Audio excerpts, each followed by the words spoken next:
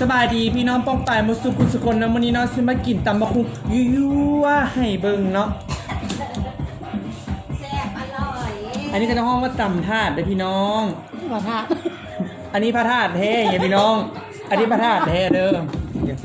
เครียบหมูนี่กระจืนเองเด้อเครียบหมูนี่เด้อ ก็รู้เสียตายไปเดียว อันนี้ผักบ้งกินแล้วตาหวาน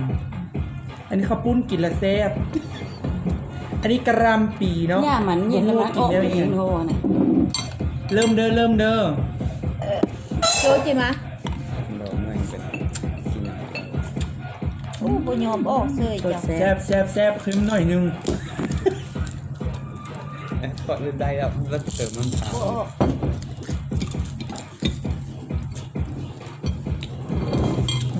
ที่คำนามันยานบ่เห็นนี่มันแลนบ่ฮัน แซ่บเหรอถ้าขึ้นหน่อยนึง ก็เขาก็เติมน้ำตาลแล้วก็แต่งไปได้ละ จะแต่มาเสียบแล้ว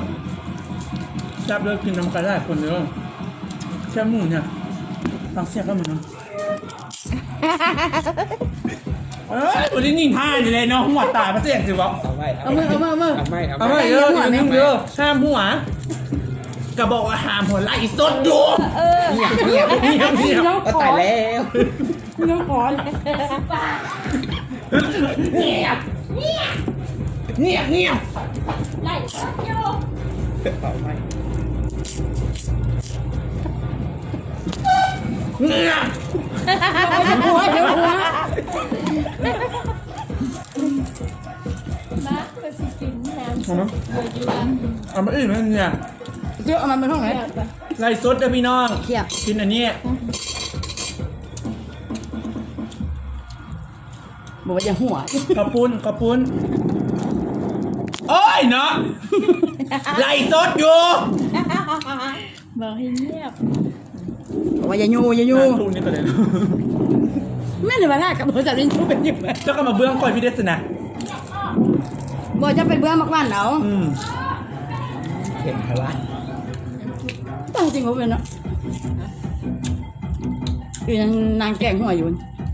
อันนี้เบียร์มันไหม จากนี้กิน เอาก่อนเนาะ สะบัดต่อไม่รอเลยนะ คุณว่า ทำไมเหรอ แค่เดียวกันแหละตับมาตู้ซีนนี่มันเผ็ดงามันแดง อันนี้มันก็ยังกินแล้วแซ่บ ผู้เป็นกินแล้วเบียร์ มันเป็นเจ้าแก้วมือเอ๋ ชื่ออะไรไหม10,000 ส้มเลย เข้าแล้วไหมเรียกเขาว่า เอาตรงนั้น มันน้อยให้บ้าน เอามาหมดเลยบอก นี่ มา แซมมึงซีมองไหมเป็นปากเหรอเป็นดีกว่า มันบริสุทธิ์ในเบน เป็นน้ำพวกปากผม มาไหมข้าวกองอ่ะ ยานกอง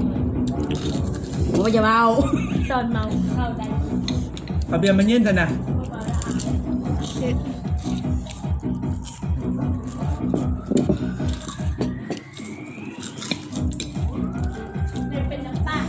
เตรียมน้ำเน้นเอาเดิม โอ้จะให้ พอแล้วขอบใจแล้วเป็นกล้อง